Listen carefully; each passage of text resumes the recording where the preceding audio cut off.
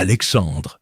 Alex Moreau, un maître brasseur franco-américain de retour sur la terre de ses ancêtres, explorait une abbaye oubliée dans les contreforts des Cévennes. Son pèlerinage pour retrouver d'anciennes souches de levure s'est transformé en cauchemar lorsqu'un glissement de terrain a scellé la crypte. Piégé sous des tonnes de roches, avec seulement de l'eau croupie et son savoir encyclopédique, Alex doit utiliser les secrets de la fermentation médiévale, non seulement pour brasser, mais pour survivre. Si vous aimez les histoires intenses de survie, n'oubliez pas de donner un like et de vous abonner. L'air du Gard sentait l'orage. Une odeur électrique de pierre chaude, de thym sauvage écrasé et d'ozone. Pour Alexandre Moreau, c'était l'odeur de la maison, ou du moins d'une idée de la maison. Bien qu'il ait bâti sa réputation à la Nouvelle-Angleterre avec des bières artisanales qui défiaient les catégories, son sang était ici, dans le sud de la France. Il n'était pas venu pour les vignobles. Il était venu pour quelque chose de plus ancien, de plus capricieux, la levure. L'abbaye de Valmagne-la-Perdue n'était qu'un nom sur une carte topographique usée. Contrairement à ses sœurs plus célèbres, celle-ci avait été ravagée non seulement par les guerres de religion, mais aussi par le temps. Perchée de manière précaire sur le flanc d'une gorge isolée des Cévennes, elle était un squelette de calcaire que seuls les chasseurs de sangliers et les historiens obsessionnels visitaient. Alex appartenait à la seconde catégorie. La pluie avait commencé comme une menace lointaine, un rideau gris avançant sur les collines de Garrigues. En quelques minutes, elle s'était transformée en une furie tropicale, une pluie cévenole, un événement météorologique violent et soudain propre à la région. Le sol sec et dur ne pouvait absorber le déluge. L'eau ruisselait en torrent couleur café au lait. Alex s'était réfugié dans ce qui restait des caves voûtées de l'abbaye. La structure principale était à ciel ouvert, mais les celliers, creusés profondément dans le roc, étaient intacts. C'était là que les moines avaient, des siècles auparavant, pratiqué leur alchimie sacrée. Ils sentaient cette odeur familière, la morsure fruitée du Brettanomyces, le fantôme de la fermentation, toujours accroché aux pierres humides. Il s'enfonça plus profondément, guidé par la seule lumière de sa lampe frontale. Il cherchait les feuders originaux, les cuves en bois qui auraient pu abriter les micro-organismes indigènes qu'il convoitait. Il descendit un escalier en colimaçon usé, sentant la température chuter, l'air devenir lourd. C'est alors que la montagne décida de bouger. Le son ne fut pas une explosion, mais un gémissement tectonique. Un grondement sourd qui semblait venir des entrailles de la terre avant de l'entourer. La pierre sous ses pieds trembla violemment. Alex fut projeté contre une paroi rocheuse, sa lampe frontale frappant la pierre et s'éteignant, le plongeant dans une obscurité absolue et assourdissante. Le rugissement de tonnes de roches, de boue et d'arbres déracinés s'écoulant dans la gorge était cataclysmique. L'air dans la crypte devint surpressurisé, lui faisant mal aux oreilles, puis fut remplacé par un nuage étouffant de poussière de pierre et de terre humide. Il entendit le craquement horrible du calcaire ancien cédant au-dessus de lui, puis le fracas final de la fermeture, et puis le silence. Un silence si profond qu'il en était physique. Il resta immobile pendant ce qui sembla être une éternité, crachant de la poussière. Il tâtonna pour retrouver sa lampe. Il la secoua, tapa dessus. Le faisceau vacilla, puis s'alluma, faible mais stable. L'escalier par lequel il était venu avait disparu. À sa place se trouvait un mur impénétrable de terre noire, de racines, déchirées et de blocs de grès fracturés. L'éboulement n'avait pas seulement bloqué la sortie, il avait effondré l'entrée de la crypte et scellé toute la structure inférieure sous une nouvelle strate géologique. Il était enterré. La panique fut une vague glaciale. Il cria « À l'aide! Au secours !» Mais le son était mort, absorbé par les tonnes de débris humides. Personne ne savait qu'il était là. Il avait laissé sa voiture de location au début d'un sentier de randonnée non balisé à des kilomètres de là, partant pour une exploration de 2 jours. Personne ne commencerait à chercher avant au moins 48 heures. Et même alors, il chercherait un randonneur perdu. Pas un homme enseveli sous une abbaye en ruine. Il fit l'inventaire.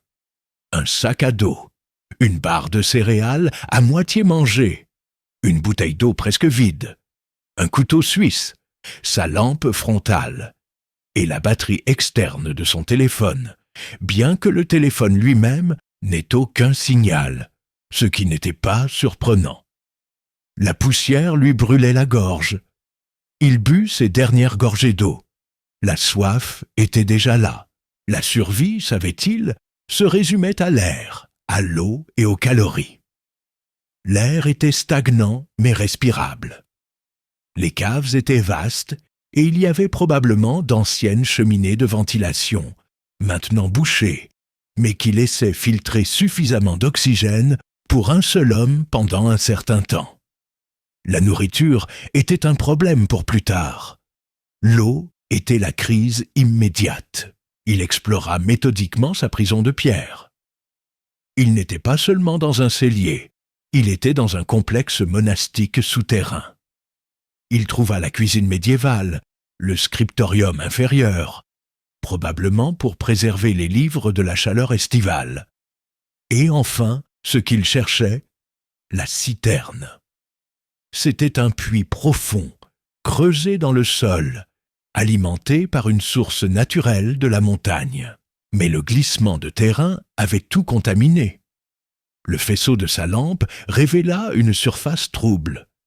Lorsqu'il réussit à puiser de l'eau avec sa bouteille attachée à son lacet, le liquide qu'il remonta était opaque, marron, et sentait le soufre et la boue. C'était une soupe toxique. Le ruissellement de la surface, chargé de bactéries provenant du sol forestier, de minéraux lourds et de qui sait quoi d'autre, s'était déversé directement dans la source autrefois pure.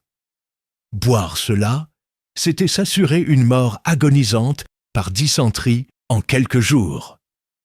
Il s'assit sur le bord de pierre froide de la citerne, l'horreur de sa situation le frappant de plein fouet. Il allait mourir de soif, entouré d'eau, dans le lieu même qu'il vénérait. Il fixa l'eau boueuse dans sa bouteille. Son esprit, entraîné par des années de biochimie et d'histoire, se mit en marche, chassant la panique. L'eau défie le voyageur, se souvint-il d'un texte médiéval. Mais le brassin est un don de Dieu. À l'époque médiévale, l'eau comme celle-ci était une condamnation à mort. La bière, ou plus exactement la cervoise, ne l'était pas. Le processus d'ébullition du mou, le liquide sucré extrait du grain, stérilisait l'eau. Et l'alcool produit lors de la fermentation, combiné à un pH bas, empêchait les agents pathogènes de s'installer. Il n'avait pas besoin d'eau potable. Il avait besoin de fabriquer une source de liquide stérile et calorique. Il devait brasser. Un but remplaça sa peur. Il se leva. Il avait besoin de 3 éléments. Du grain, une source d'amidon, sucre, un équipement pour contenir et chauffer, et le catalyseur, la levure. Il était dans une brasserie. L'exploration reprit, cette fois non pas comme celle d'un touriste, mais comme celle d'un artisan cherchant ses outils. Dans une alcôve plus profonde, il trouva le cœur de l'ancienne opération, une énorme cuve en cuivre, bosselée et verte d'oxydation, mais paraissant intacte. Elle était trop massive pour que les pillards aient pu la déplacer. Puis, le miracle.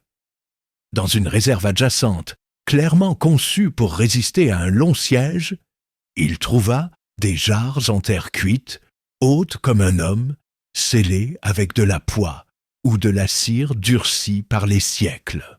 Ignorant la douleur dans ses mains déjà meurtries, il utilisa une pierre tranchante pour briser le seau de la jarre la plus proche.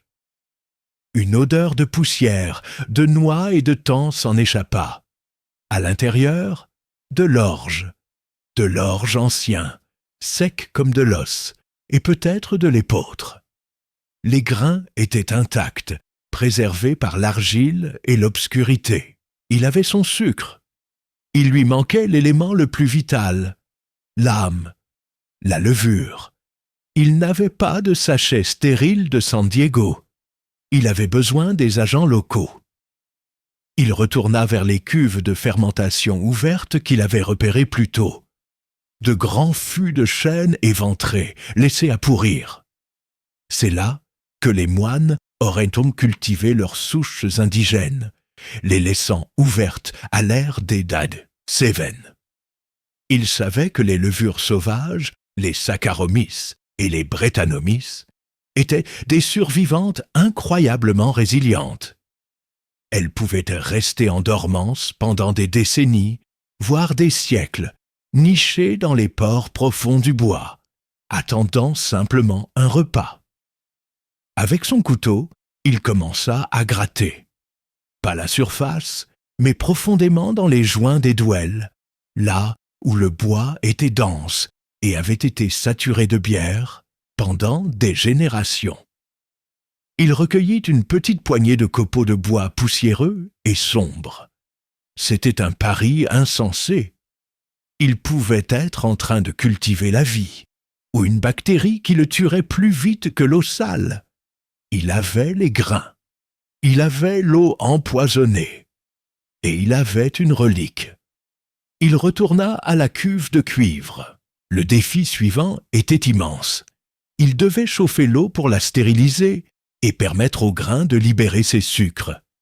Il avait besoin d'un feu. Dans la cuisine médiévale effondrée, il trouva ce dont il avait besoin. Du bois sec, stocké pour les fours à pain et oublié depuis longtemps, et un morceau de silex près de l'ancien foyer. Le processus qui suivit fut brutal. Il transporta l'eau contaminée, seau après seau improvisé. Il broya les grains anciens entre deux dalles de granit. Il réussit, après une heure d'efforts frustrants, à créer une étincelle et à allumer un petit feu contrôlé sous la cuve, utilisant une ancienne cheminée de cuisine comme conduit de fumée. Il fit bouillir le mélange. Le mou pendant 1 heure, la vapeur remplissant la crypte d'une odeur épaisse et sucrée de porridge. Il avait stérilisé l'eau. Il avait créé un liquide riche en sucre. Il le laissa refroidir. Puis, dans l'obscurité totale de la cave, Alexandre Moreau ajouta les copeaux de bois anciens à son mou stérile. Il couvrit la cuve de cuivre avec une vieille porte en bois pour la protéger de la poussière. Et dans le silence absolu de son tombeau de pierre, il attendit. Il écouta le début de la vie. Les premières 24 heures furent une torture. Dans l'obscurité froide, chaque minute s'étirait en une éternité de doute. Alex, conservant la batterie de sa lampe frontale pour les tâches essentielles, restait assis dans le noir absolu. Le silence était son ennemi. Il écoutait, espérant un son autre que le goutte-à-goutte lointain de l'infiltration d'eau ou le battement de son propre cœur. Il avait soif. Sa gorge était un désert de poussière de pierre. L'eau boueuse de la citerne le narguait. Mais il savait que boire serait un suicide.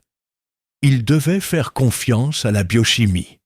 Il devait faire confiance aux ancêtres.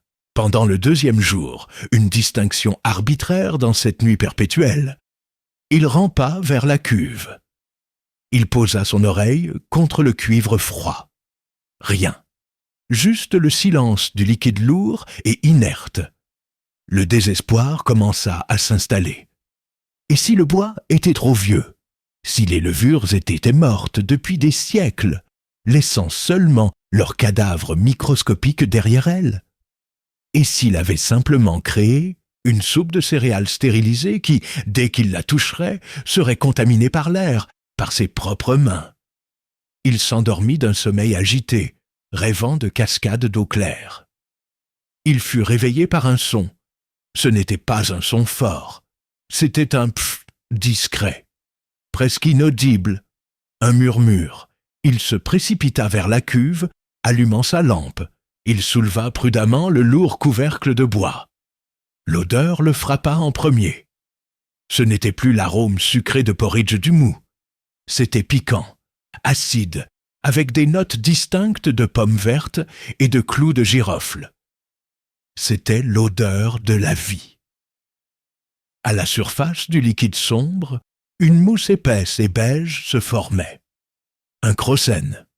Des bulles de dioxyde de carbone montaient paresseusement et éclataient, libérant des esters phénoliques dans l'air de la crypte. Les levures étaient vivantes.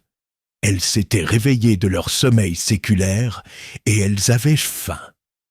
Alex éclata d'un rire qui se transforma en sanglots. Les organismes qu'il avait récoltés dans le chêne mort étaient en train de dévorer les sucres complexes de l'orge ancienne, les transformant en deux composés essentiels à sa survie, l'éthanol et le CO2. Plus important encore, elles se multipliaient de manière exponentielle, transformant cette soupe de céréales en une biomasse vivante. Il attendit encore 48 heures, un temps interminable pendant lequel sa déshydratation devenait critique, sa langue collant à son palais. La fermentation, cependant, atteignait son apogée. L'activité était désormais vigoureuse, la cuve dégageant une légère chaleur. Le moment de vérité. L'alcool produit, même s'il était faible, probablement 2-3%, combiné au pH maintenant acide du liquide, avait rendu le mélange totalement hostile aux pathogènes de l'eau de la citerne. Le colis, le choléra, tout ce qui s'était déversé avec la boue était mort, vaincu par un organisme que l'homme utilisait bien avant de comprendre son existence. Avec une tasse en étain qu'il avait trouvée dans la cuisine, il puisa dans le liquide bouillonnant. Ce n'était pas de la bière. C'était une bouillie, épaisse, laiteuse, de couleur terre. C'était le gruau fermenté, le véritable pain liquide du Moyen Âge. Il la porta à ses lèvres. Le goût était sauvage, incroyablement acide, aigre, avec la saveur terreuse et profonde du grain ancien et un arrière-goût phénolique puissant. C'était étrange, mais c'était incontestablement vivant, et c'était sûr. Il but lentement. Le liquide épais n'apaisait pas seulement sa soif, il revêtait son estomac vide d'une couche de calories denses. C'était de la nourriture et de la boisson en un. Les levures elles-mêmes, qu'il consommait par milliards à chaque gorgée, étaient une source incroyablement riche de vitamine B, essentielle pour son métabolisme et sa fonction neurologique. Alex avait survécu au premier obstacle. Maintenant, il devait durer. Son existence se transforma en un rituel monastique, rythmé non pas par le soleil, mais par le cycle de la fermentation. Il avait une source de calories, mais elle était limitée. Il devait continuer à produire. Il avait besoin de plus de sucre pour ses levures, qui devenaient de plus en plus voraces. Lors d'une exploration plus poussée de la réserve, sa lampe de plus en plus faible, il trouva un autre trésor monastique. Derrière les jarres de grains se trouvaient des caisses en bois remplies de ce qui ressemblait à des briques de terre noire. C'étaient des figues sauvages, séchées et pressées en pain compact, ainsi que des grappes de raisins secs, dur comme du gravier, mais préservé par le sucre. C'était le carburant dont il avait besoin. Il mit en place un système. Il transvasa sa première cuvée fermentée, son pied de cuve, une culture mère qu'il nomma Lazare, car elle était revenue d'entre les morts, dans un tonneau plus petit. Puis, il recommença le processus exténuant. Broyer le grain, faire le feu, faire bouillir l'eau sale de la citerne, ajouter les figues et les raisins écrasés pour un supplément de fructose, puis l'ensemencer avec une partie de sa culture active. La crypte se transforma en une brasserie vivante. L'air, auparavant chargé de l'odeur de la pierre morte, était maintenant rempli de l'arôme piquant et fruité de la fermentation sauvage. C'était l'odeur de la survie. Il vivait de cette bouillie épaisse. Il la consommait chaude, directement de la cuve, où la fermentation, secondaire, la maintenait tiède. Son corps s'affaiblissait, mais la famine était tenue à distance. Le froid de la pierre était constant, mais le gruau lui donnait l'énergie nécessaire pour maintenir sa température corporelle. Les jours se fondirent en semaines. Il perdit la notion du temps. Sa seule compagnie était le son bouillonnant de la cuve. Il parlait à ses levures, les encourageant, les remerciant. Il était devenu le premier moine brasseur de Valmagne-la-Perdue depuis 500 ans. Il était en train de préparer son 4e lot lorsque le son changea. Ce n'était pas le pft de la fermentation, c'était un grattement, un son métallique, distant, venant d'en haut. Il crut d'abord à une hallucination auditive, un effet de l'isolement sensoriel et du régime alimentaire étrange. Mais le son revint. Un forage, un martèlement rythmé. Il le cherchait. L'espoir était si douloureux qu'il faillit s'effondrer. Il prit une dalle de pierre et commença à frapper contre le plafond de la voûte dans un rythme régulier. 3 coups. Pause. 3 coups. Le forage au-dessus s'arrêta. Puis, directement au-dessus de sa tête, répondant à son rythme, 3 coups. Combien de temps s'écoula ensuite, il ne le sut pas. Le forage devint assourdissant, jusqu'à ce que finalement, dans un nuage de poussière, de ciment et de lumière aveuglante, une sonde perce le plafond. Puis, une ouverture plus grande.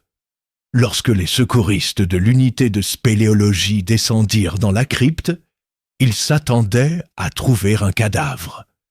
Ils trouvèrent un homme décharné, barbu, couvert de suie, mais intensément vivant, assis comme un gardien à côté d'une énorme cuve de cuivre qui bouillonnait doucement et sentait la cidre et la boulangerie. « L'eau !» dit le premier secouriste, voyant la citerne boueuse. « Comment avez-vous survécu sans eau potable ?»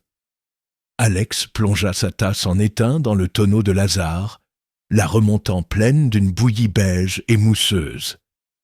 Il regarda l'équipe de secours avec des yeux brillants dans la lumière de leur lampe. « Je n'ai pas bu l'eau, » répondit-il d'une voix rauque. « J'ai bu la vie. »